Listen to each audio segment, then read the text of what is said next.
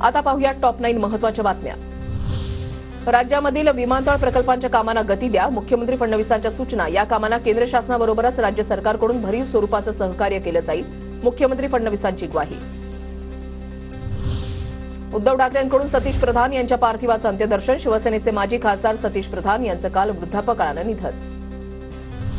अंगणवाडी सेविकांच्या मानधनाचा मार्ग मोकळा, अंगणवाडी सेविकांच्या भत्त्यासाठी 163 कोटींचा निधी उपलब्ध। नव्या वर्षामध्ये मंत्रालयाची सुरक्षा हायटेक होणार, फ्लॅप बॅरियरवर चेहरा स्कॅन झाल्यानंतरच मंत्रालयामध्ये प्रवेश मिळणार। 1 जानेवारीपासून सगळे फ्लॅप बॅरियर कार्यान्वित होणार। मुंबई नाशिक महामार्गावरील पडघा टोल नाक्यावरील वाहतूक कोंडी सोडवण्यासाठी खासदार बाळामामा रस्त्यावर, कर्मचाऱ्यांना धारेवर धरत सुरळीत केली वाहतूक।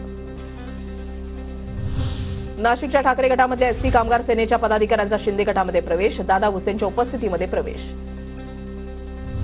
ऑनलाईन वीज बिल भरणाऱ्या ग्राहकांचा टक्का वाढवण्यासाठी डिजिटल ग्राहक योजना सुरू। 31 मार्च 2024 नंतर सलग 3 वेळा ऑनलाईन वीज बिल भरणारे योजनेसाठी पात्र, महावितरणची माहिती।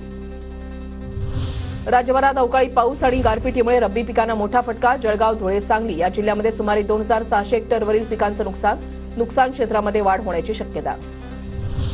गेल्या काही दिवसांमध्ये राज्यामध्ये असलेल्या ढगाळ वातावरणाचा फळबागांना फटका। मंगू रोगामुळे मराठवाड्यामध्ये मोसंबी उत्पादक चिंतेत, तर अवकाळी पावसाचा आंब्यावर परिणाम होण्याची भीती कोकणातील बागायतदारांना।